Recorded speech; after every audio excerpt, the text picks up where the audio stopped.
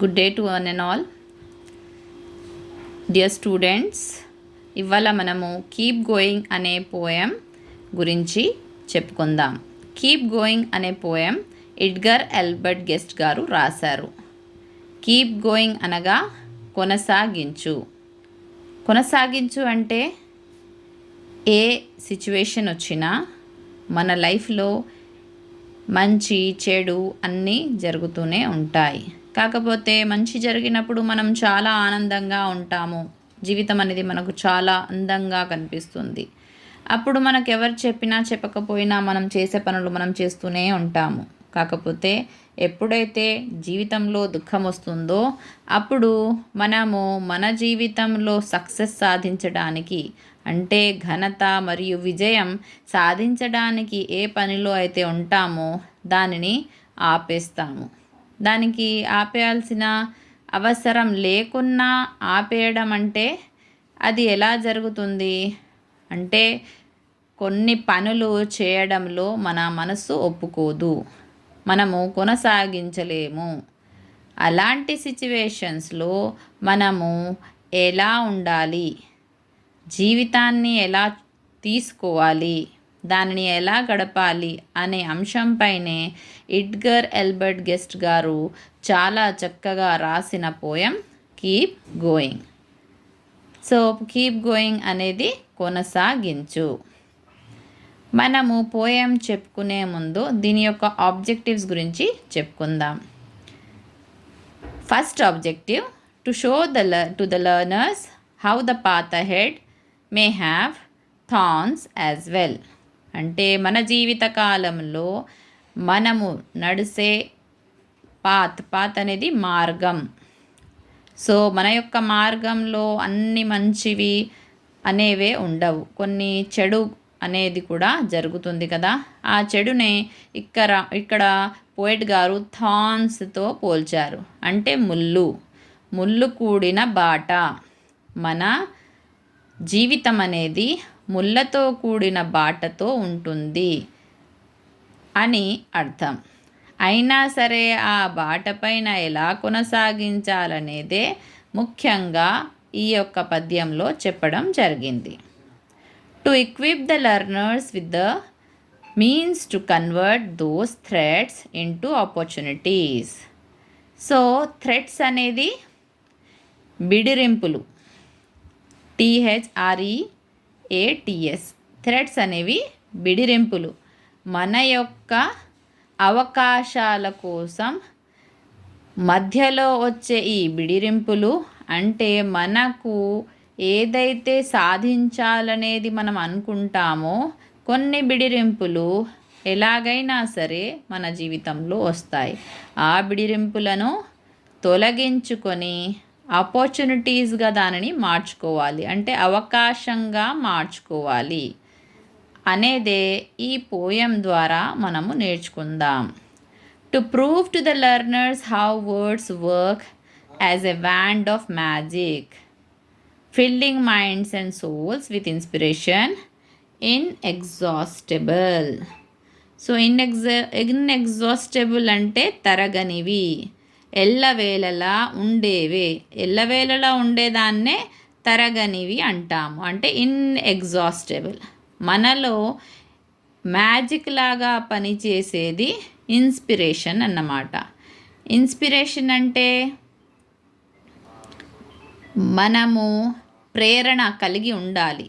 మంచి ప్రేరణతో కలిగి ఉన్నప్పుడు మనము జీవితకాలంలో చాలా అసాధ్యమైన దాన్ని కూడా సాధించగలము. దానినే ఇన్స్పిరేషన్ అంటారు. కీప్ గోయింగ్ అనే పోయంలో ఇక్కడ మనకు ఎడ్గర్ ఆల్బర్ట్ గారు ఎన్ని ఆబ్జెక్టివ్స్తో కూడిన పోయం ఇస్తున్నారు కదా. సో ఇంత మంచి పోయం చదువుకునే ముందు మనము ఎడ్గర్ ఆల్బర్ట్ గెస్ట్ గురించి తెలుసుకుందాం. ఎడ్గర్ ఆల్బర్ట్ గెస్ట్ గారు ఇంగ్లాండ్లో 28th of August 1881లో పుట్టారు. ఈయన ఫ్యామిలీ యుఎస్ఏకి మూవ్ అయ్యింది. అంటే ఆయన పుట్టినప్పుడైతే ఇంగ్లాండ్లో ఉన్నారు. ఆ తర్వాత వాళ్ళ ఫ్యామిలీ అందరూ కలిసి యుఎస్ఏకి షిఫ్ట్ అయ్యారు. ఎందుకనగా వాళ్ళ యొక్క ఫాదర్ జాబ్ కొరకు.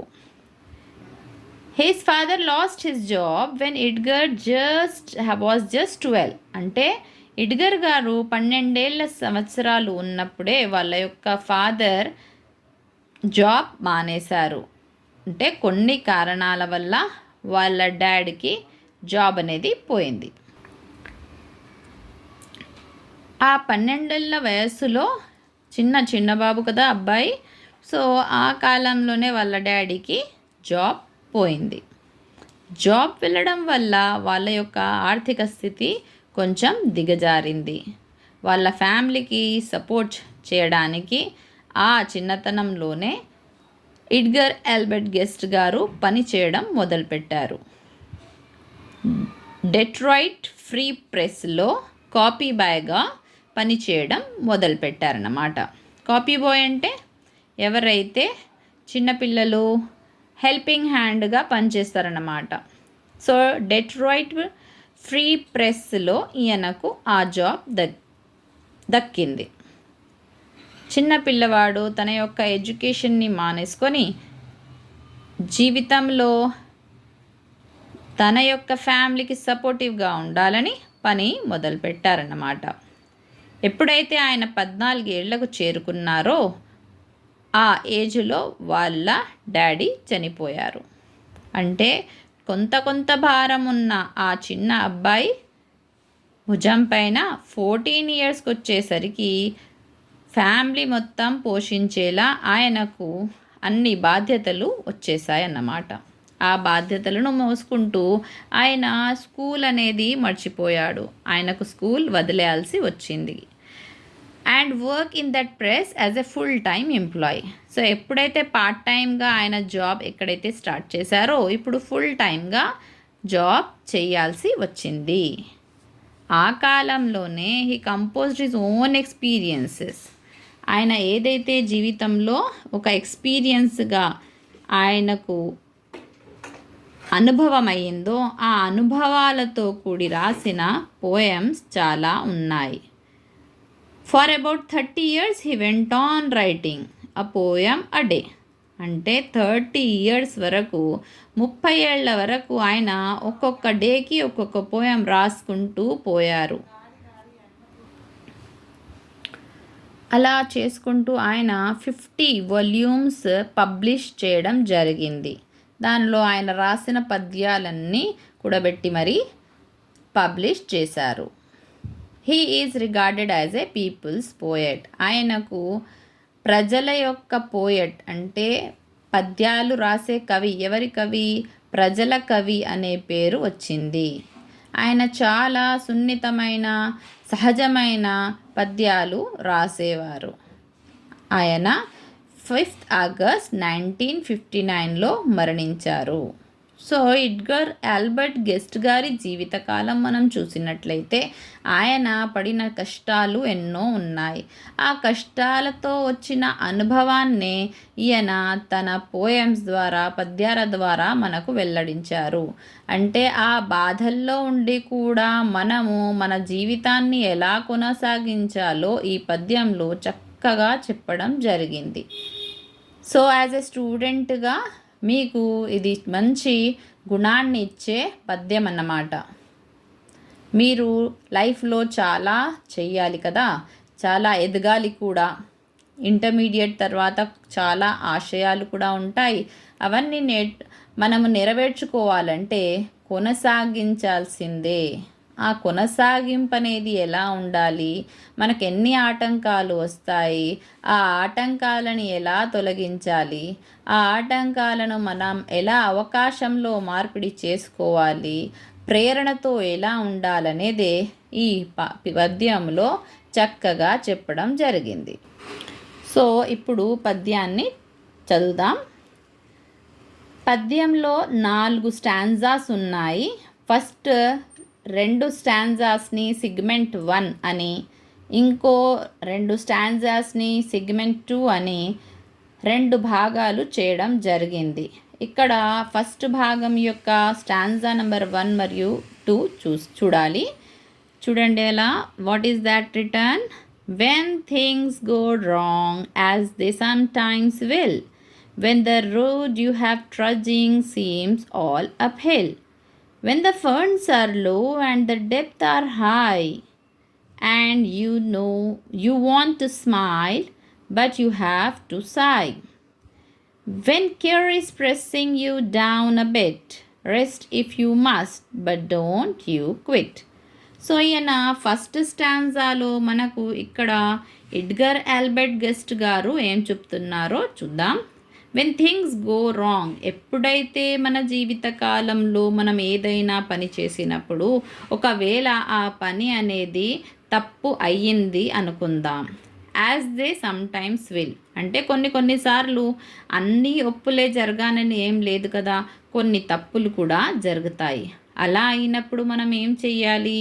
When the roads for trudging seems all uphill, మనం నడిచే దారి మనకు కొండల్లా లేకపోతే కొండ కోమల్లో వెళ్ళినట్టుగా పైన నడిచి వెళ్ళాలన్నా మనకు అమ్మ ఇంత దూరం ఉంది కదా అని మనం అనుకుంటాము. అంటే మన దారి కూడా స్ట్రైట్ ఫార్వర్డ్గా ఉండదు కదా, కొన్ని అప్హిల్స్ వస్తూ ఉంటాయి.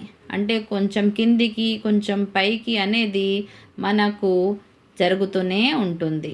అలాంటి సమయాల్లో అంటే మనకు కావలసిన సమయాల్లో కొంతవరకు మనము బాగలేనప్పుడు వేరే వాళ్ళతో అడగడం కానీ ఫండ్స్ తీసుకోవడం కానీ జరుగుతుంది. ఎప్పుడైతే ఇలాంటి సమయం మన జీవితంలో వస్తుందో అప్పుడు మనకు చాలా వరకు అప్పుల పాలైపోతాము. అప్పులు ఎన్ని అయిపోతాయంటే డెప్త్ ఆర్ హై, చాలా హైకి వెళ్ళిపోతాయి. మన దగ్గర ఉన్న సంపదన తగ్గిపోతుంది. అలాంటి సమయంలో చాలా కఠినమైన సమయం వచ్చేసినట్టుగా మనకు అనిపిస్తుంది.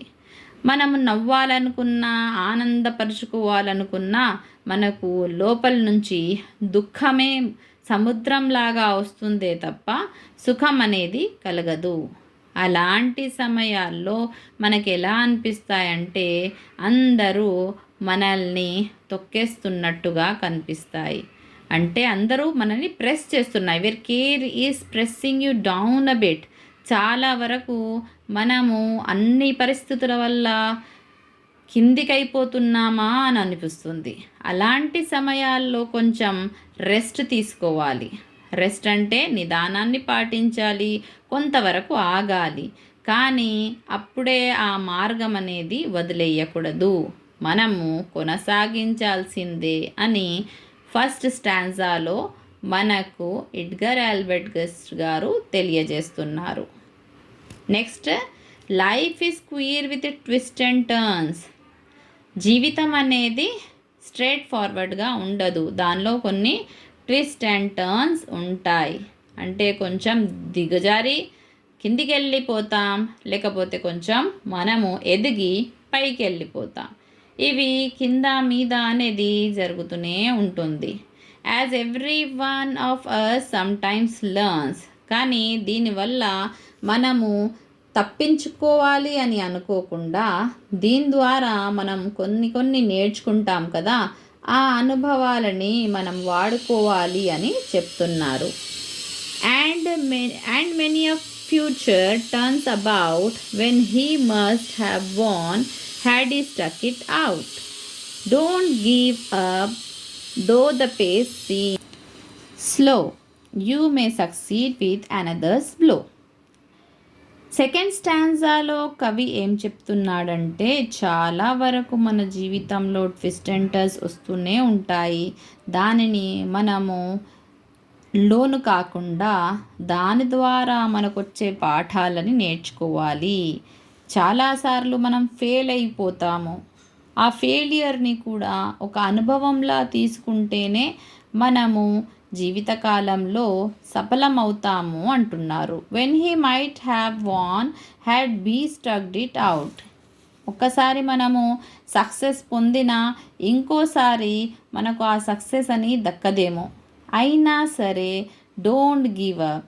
అంటే అక్కడ మన మనసుని మనము బాధపరుచుకొని అలాగే ఉండిపోకూడదు. చాలా వేగంగా మళ్ళీ పరిగెత్తాలి. అంటే చాలా వరకు మనకు సక్సెస్ కావాలి అని ఆ తపన, మనకు విజయం సాధించాలనే తపన మనలో ఉండాలి. అప్పుడే మనము సాధించగలము. సో మన వేగాన్ని ఇంకా పైకి తీసుకొని రావాలి. మనం అక్కడ ఆగకూడదు, కొనసాగించుకుంటూనే పోవాలి అనే ధ్యేయం. ఈ 2 స్టాంజాస్ మనం చెప్పుకున్నాం కదా. మిగతా 2 స్టాంజాస్ నెక్స్ట్ వీడియోలో చెప్పుకుందాం. దీనికి తగిన meanings: first, keep going. Keep going అనగా కొనసాగించు. పాత్ అనేది మార్గం. అహెడ్ ముందుకు వెళ్ళాలి. కన్వర్ట్ మార్పిడి. థ్రెట్ బిడిరింపులు. ఆపర్చునిటీస్ అవకాశం. ఇన్స్పిరేషన్ ప్రేరణ.